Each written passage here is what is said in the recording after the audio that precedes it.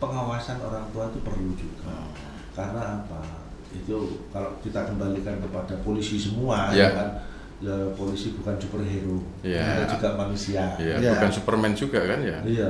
Bagaimana jika siswa SMP itu menggunakan narkoba dan apa hukumannya bagi siswa SMP tersebut? Menurut Bapak, apa penyebab utama para remaja itu terjerumus dalam penggunaan miras atau narkoba? Baik, oke.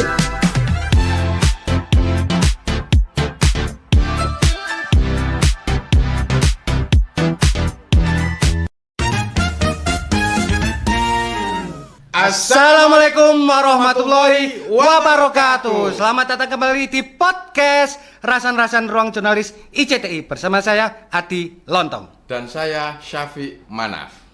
Nah, Cak, podcast hari ini kita keluar kandang. Keluar kandang. Biasanya jero kandang. Biasanya jero kandang kayak singo kan awake ya, kayak singo. Lah, iki saiki kayak bangal. Karena kita harus soft spoken. Kenapa? Diwasno adik-adik SMP 4 Negeri Jombang. Oh iya, tepuk tangan.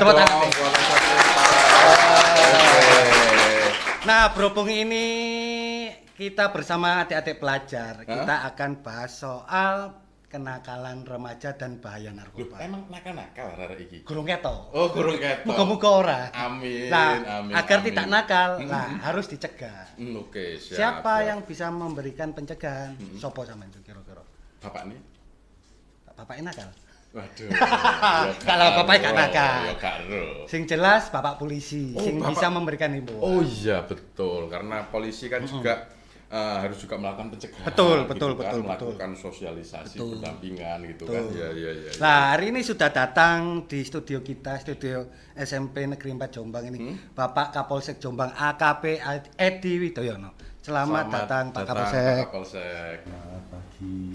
Assalamualaikum warahmatullahi wabarakatuh. Waalaikumsalam warahmatullahi wabarakatuh. Sehat nggih? Harus sehat. Harus sehat. Wis seger, kelemis. Iya. Siap ngekei pencerahan hati-hati. Pencerahan. Aku mau sampai dikongkon ngelemisi cekak sampai Pak Kapolsek kok ya. Nah, Pak Kapolsek ini kalau sudah berapa lama ini ya bertugas di Polsek Jombang? Kalau di Polsek Jombang tanggal 13 Mei kemarin pas 2 tahun. Oh, pas 2 tahun. Sudah 2 tahun ya di wilayah Polsek Jombang. Nah, kalau secara umum nih Dan, kalau melihat kondisi pergaulan remaja hari ini, apa sih beberapa hal yang kemudian terpantau di Polsek Jombang soal kondisi remaja hari ini? Jadi gini, selama saya melaksanakan tugas di wilayah Polres Jombang, di Polres Jombang ini sebelumnya saya pernah di Mojokerto, memang banyak sekali karakter wilayah masing-masing, ciri khas masing-masing. Nah, di Jombang ini sendiri, ini kan kota santri. Ya, saya lihat pertama kota santri, berarti anak-anaknya santri kan, pintar-pintar, cerdas-cerdas, gitu kan. Namun di sisi lain ya memang ada beberapa yang sering kejadian. Awal mula saya di Masjid Jombang ini di Polsek Diwe waktu itu. Polsek Diwe banyak sekali kejadian-kejadian yang melibatkan anak sekolah, terutama kayak masalah kecelakaan, kemudian tawuran pelajar, pelajar tanda kutip yang termasuk berhubungan dengan salah satu perguruan, oknum-oknumnya itu banyak sekali. Nah, kita sebagai aparat kepolisian selalu memberikan yang terbaik buat adik-adik generasi kita ini supaya dia kedepannya bisa lebih baik. Ya. Berarti tawuran ini masih ada ya di sekarang ini ya? Saat awal-awal saya di sini di Jombang, banyak sekali. Banyak sekali. Hampir tiap malam minggu sering ada tawuran.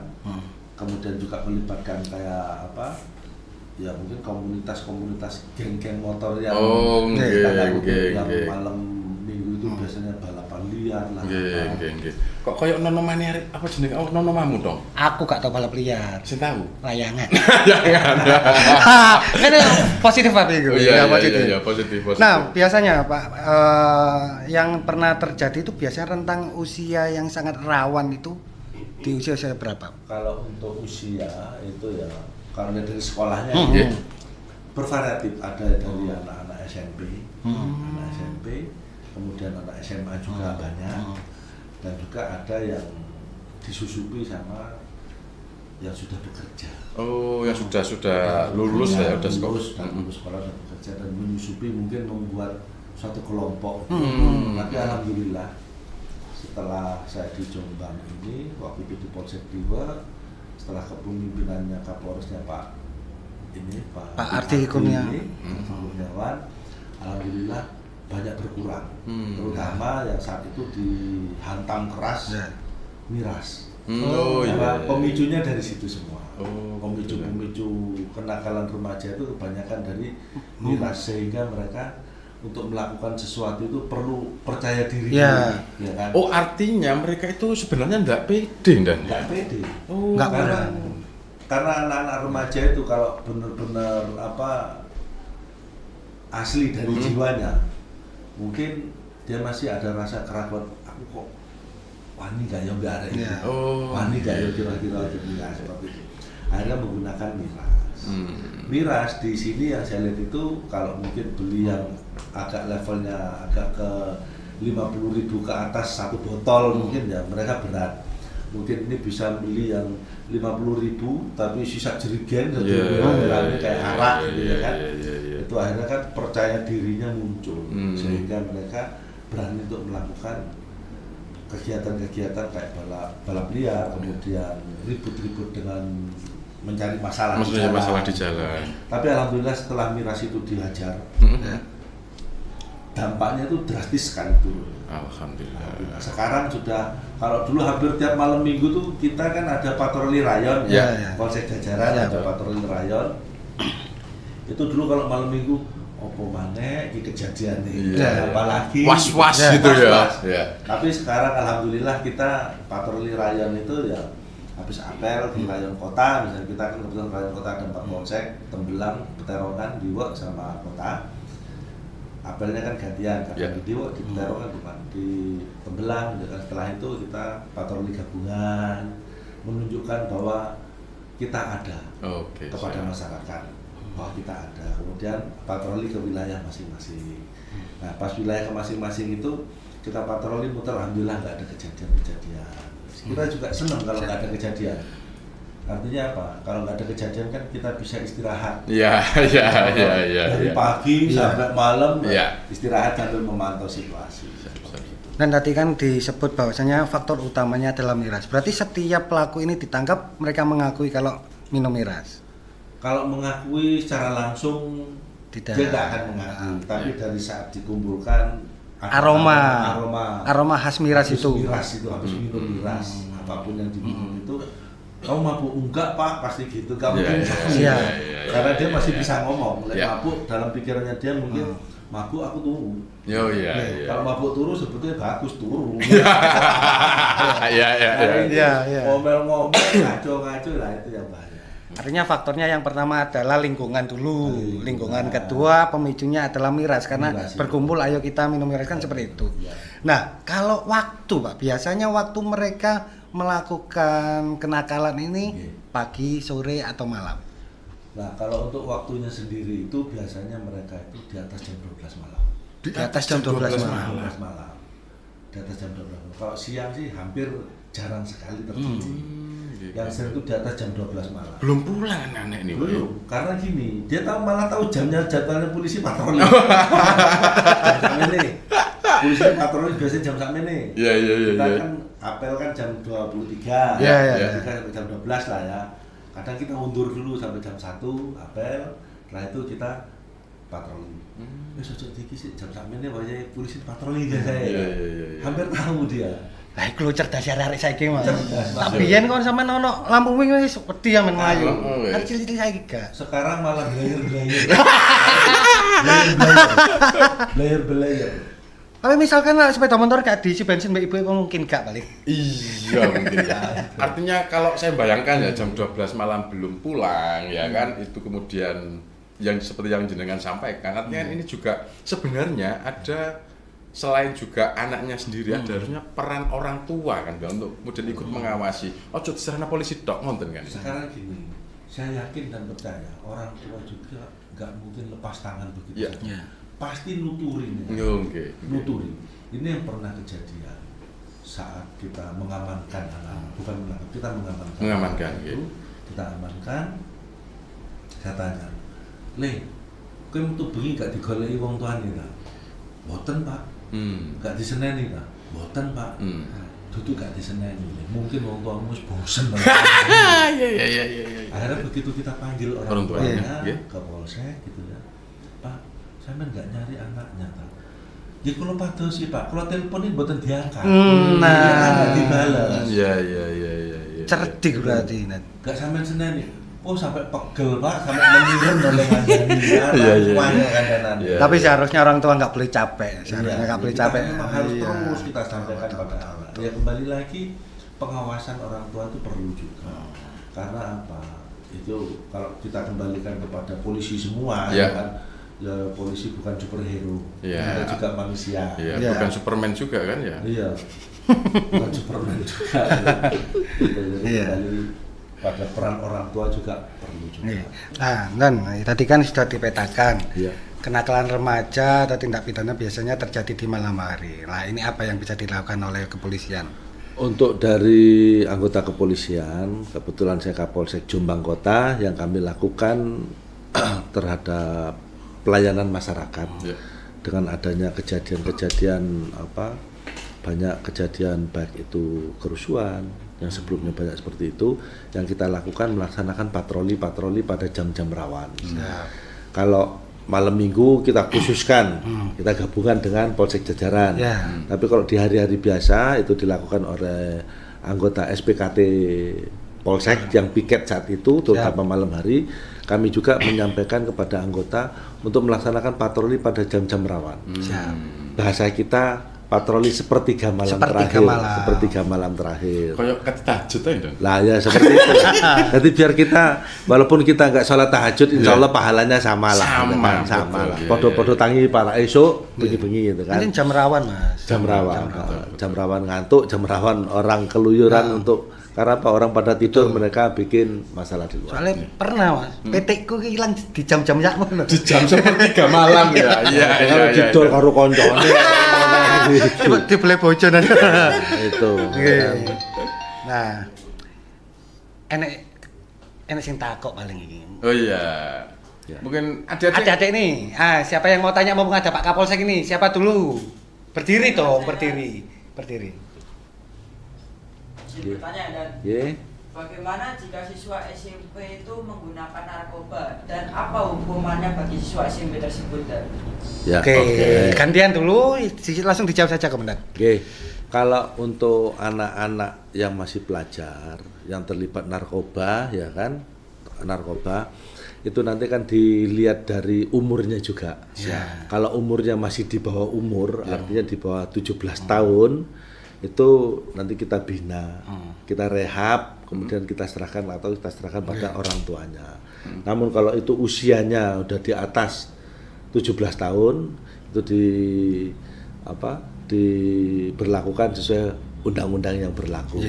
Dan kita lihat juga mungkin dari konsumsi narkobanya ini jenis apa sih gitu kan ya. Beda-beda ya. Narkoba kan kita juga kalau masih anak-anak sekolah itu kan kita kan perlu tahu juga konsumsi narkobanya apa sih. Kalau di sini bahasanya gerasa. Gerasa ya. Kan? Kalau udah SMP tapi pakainya sabu, wah ini perlu diwaspadai untuk penanganan khusus yang sangat-sangat khusus gitu kan.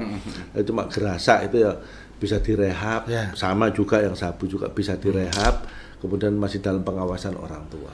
Artinya kalau direhab itu juga secara teknis nih ya, mereka juga harus kemudian tetap lapor rutin ke Polsek atau Polres. Kalau rehab itu ada tim rehabnya sendiri, tim untuk rehabnya sendiri. Di luar kepolisian. Di luar kepolisian itu direhab di sana biar anak ini mungkin pakai gerasanya mungkin nggak sekali 2 kali, karena itu nanti pengaruhnya ke pikiran. Di lembaga rehabilitasi biasanya. Rehabilitasi yang tersendiri direhab di sana. Artinya di sana juga diperiksa dulu sampai kecanduannya sampai seberapa tinggi tingkat kecanduannya. Kemudian baru akan penanganan di sana. Betul. Dan tetap di pengawasan kepolisian juga itu kan ya. Nah, meskipun di bawah umur itu hanya dilakukan rehabilitasi dan pembinaan, tapi jangan sekali-sekali mencoba narkoba. Ya. Karena tetap itu tadi. Karena di rehab itu juga kebebasan kita kan terkekang juga.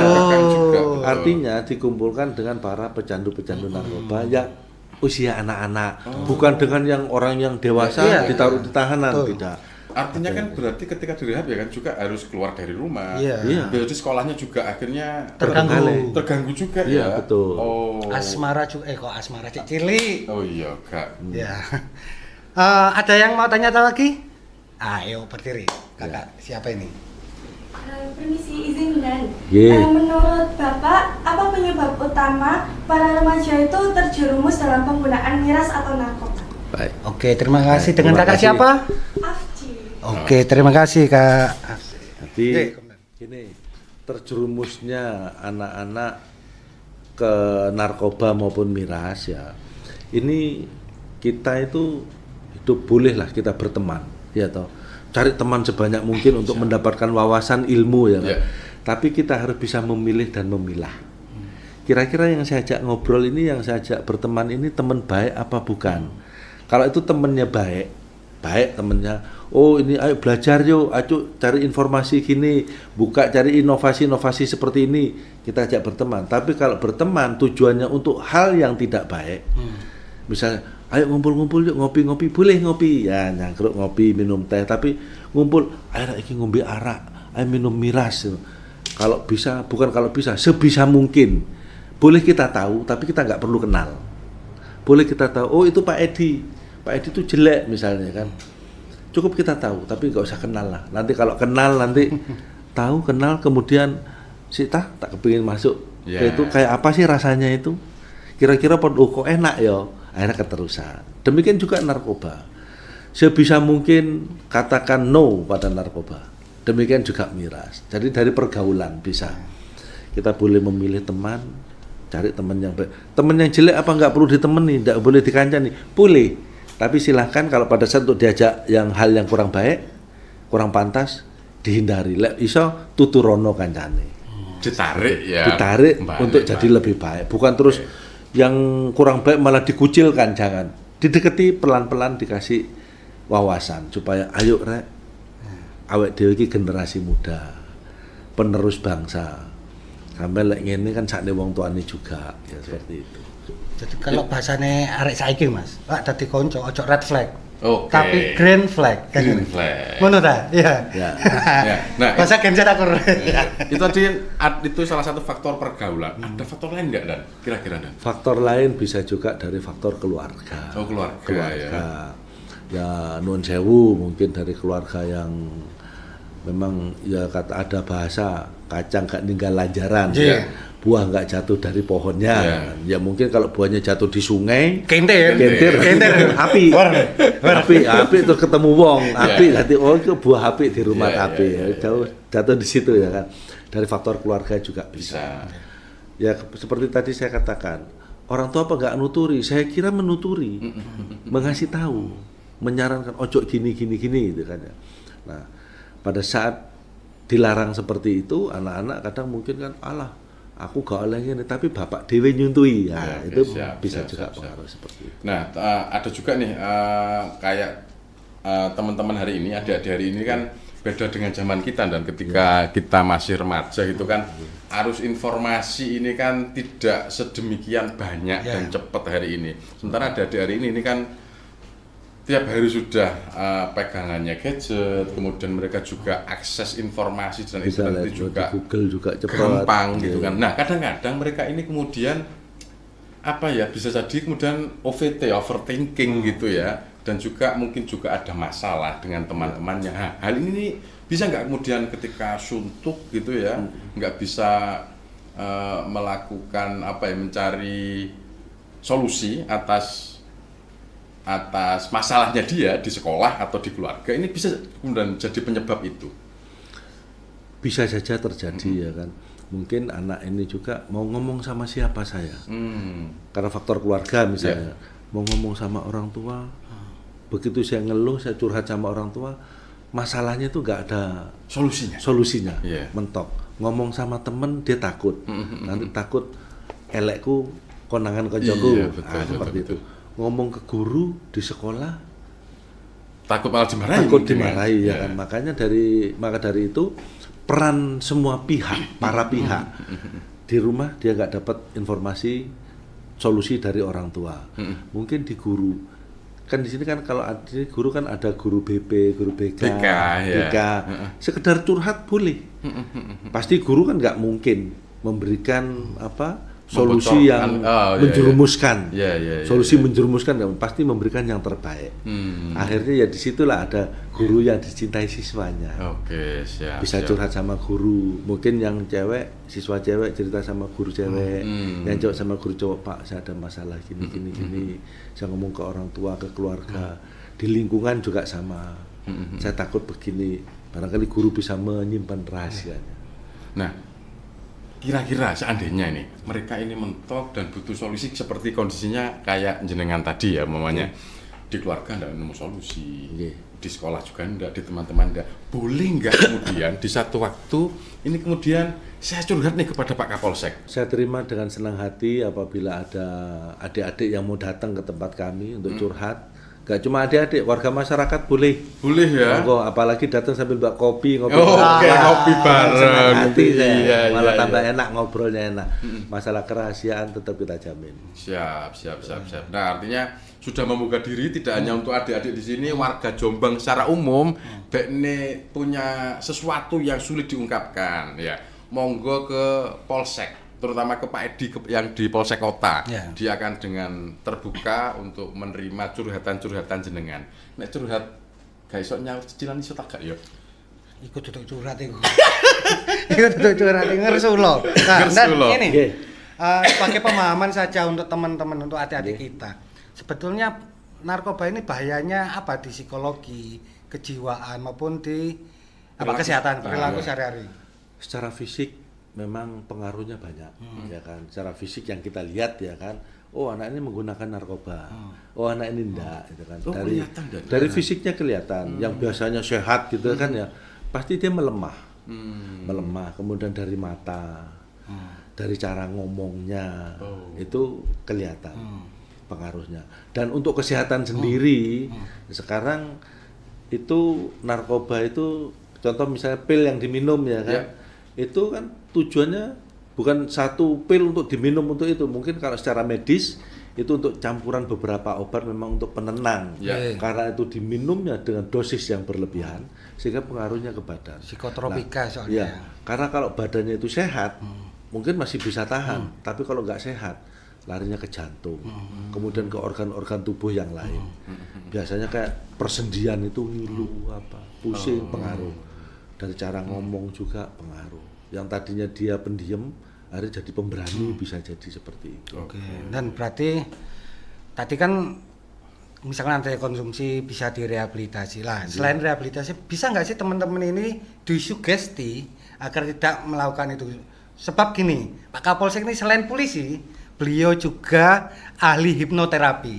Artinya bisa menghipnotis kalian. Nah ini bisa nggak dan teman-teman dihipnotis, di hipnoterapi agar disugesti tidak melakukan mengkonsumsi narkoba, itu bisa nggak kira-kira? Alhamdulillah untuk para pecandu narkoba dengan menggunakan metode hipnoterapi itu sangat-sangat bisa, sangat bisa dihipnoterapi. Jadi yang awalnya dia nggak pernah make, kemudian kecanduan, ya memang nggak bisa langsung sekali terapi langsung selesai.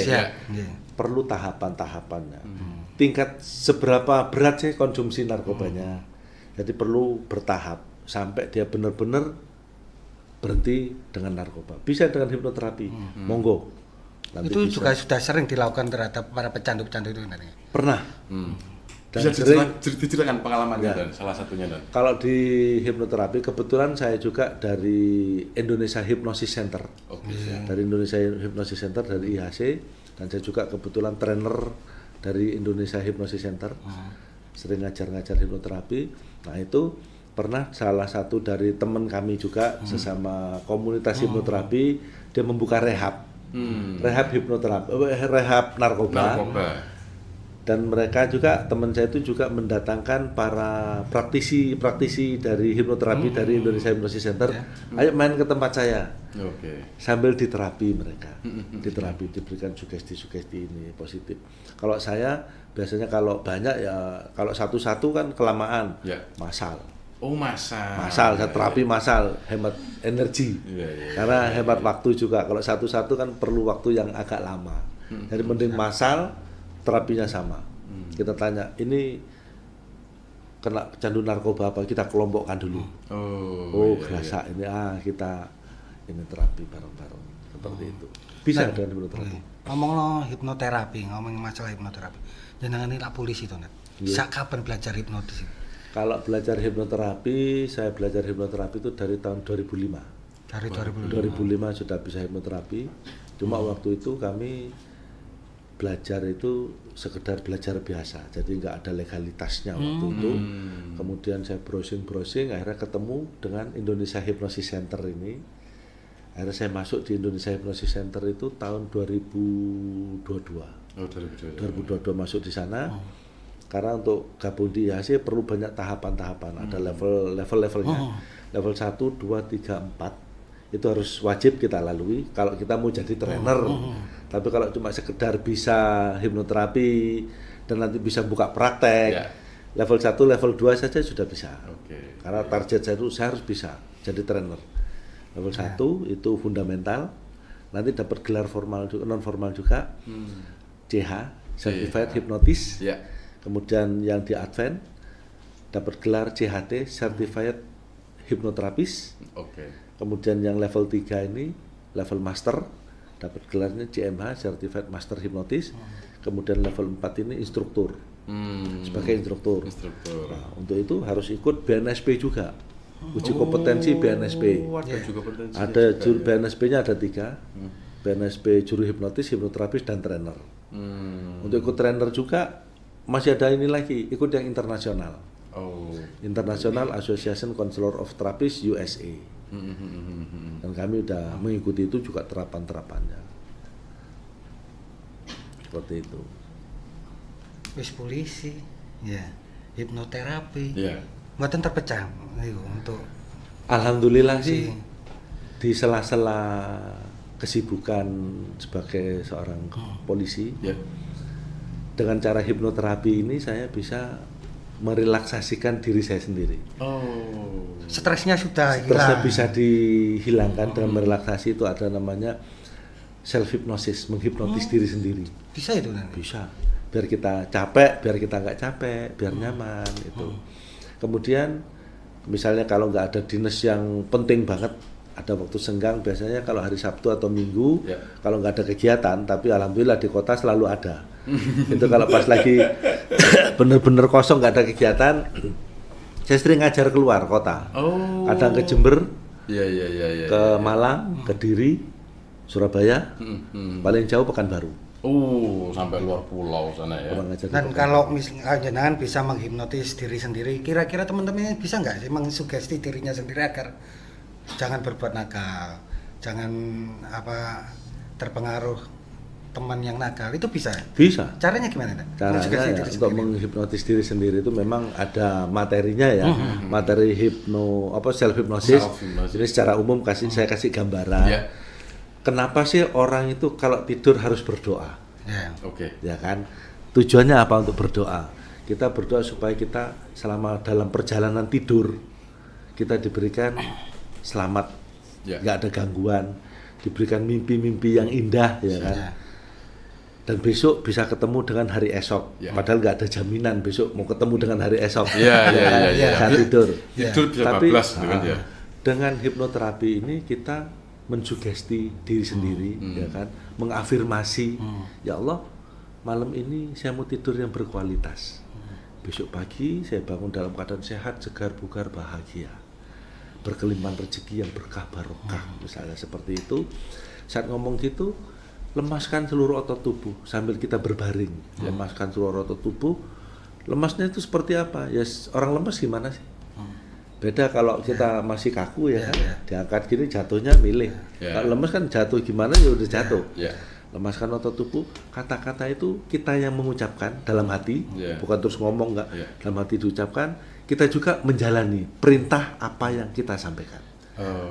Lemaskan seluruh otot tubuh, relaksasikan, lemas, relaksasikan, kemudian afirmasi. Sekarang gini, self hypnosis itu apa sih yang kita minta? Kita kalau minta pada Allah ya kan, ya Allah berilah saya rezeki. Di hipnoterapi lebih spesifik lagi. Bila saya rezeki dalam bentuk materi ya Allah. Karena saya masih punya hutang di Bank BRI. Misalnya. Podo mbek aku dong. Iya podo. iPhone ya Allah, iPhone. Nah, itu bisa juga. Pernah nggak panjenengan berpikir dulu setelah lulus sekolah? Kalau lulus sekolah nanti saya punya pekerjaan, tak tuku sepeda motor, elek-elek yang penting saya melaku. Pernah kan terpikir seperti itu? Akhirnya apa? Terwujud. Beli motor bekas, elek-elek, penting bisa melaku. Iya. Cobalah kita rubah mindset kita. Itu pernah saya alami.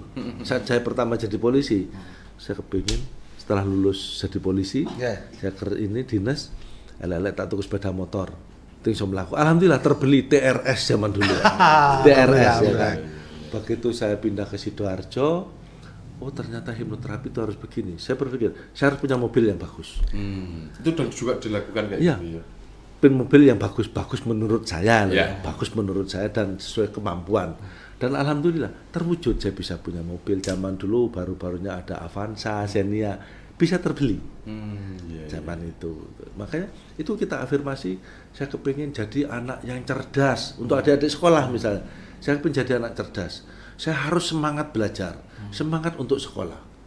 Diafirmasi.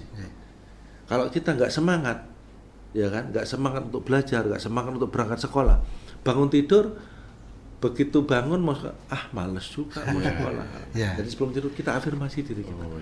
Saya jadi anak cerdas.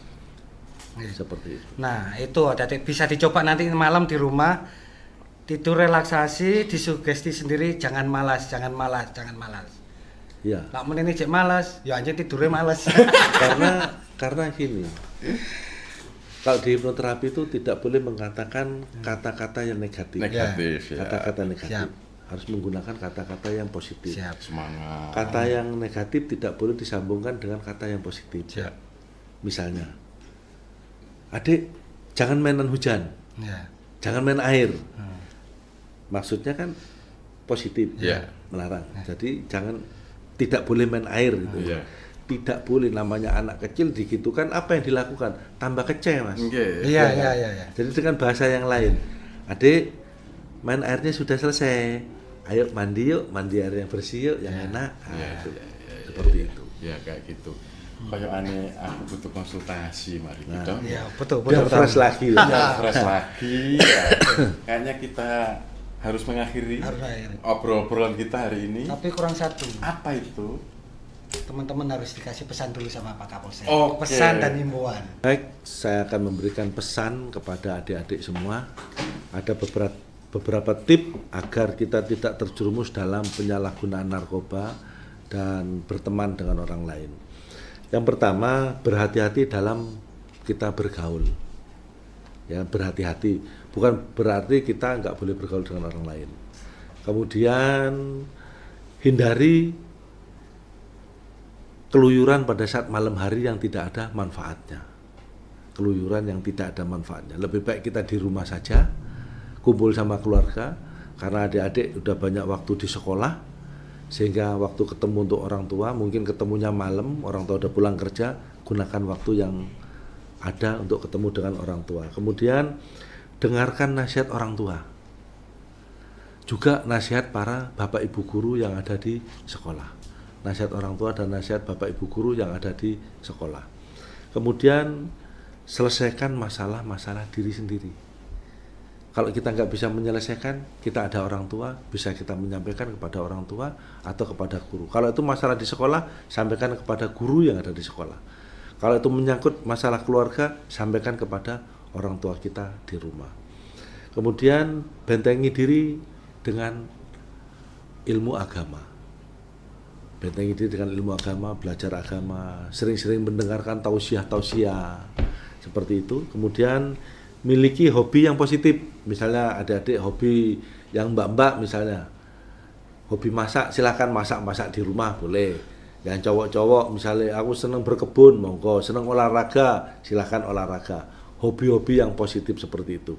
Saya kira itu bisa untuk mengedukasi adik-adik untuk tidak terjerumus dengan hal-hal yang negatif, terutama kayak narkoba dan tawuran-tawuran itu. Seperti itu. Tujuannya untuk kita semua, biar Jombang tetap aman, kondusif. Ya, karena Jombang juga beriman. Beriman. Baik, terima kasih Komandan waktunya dan ngobrol-ngobrolnya, terutama juga pesan-pesan kepada warga Jombang secara umum. Dan kita akhiri ngobrol rasan-rasan kita kali ini, dan kita akan bertemu dengan di kesempatan selanjutnya. Kita akhiri. Wassalamualaikum warahmatullahi wabarakatuh.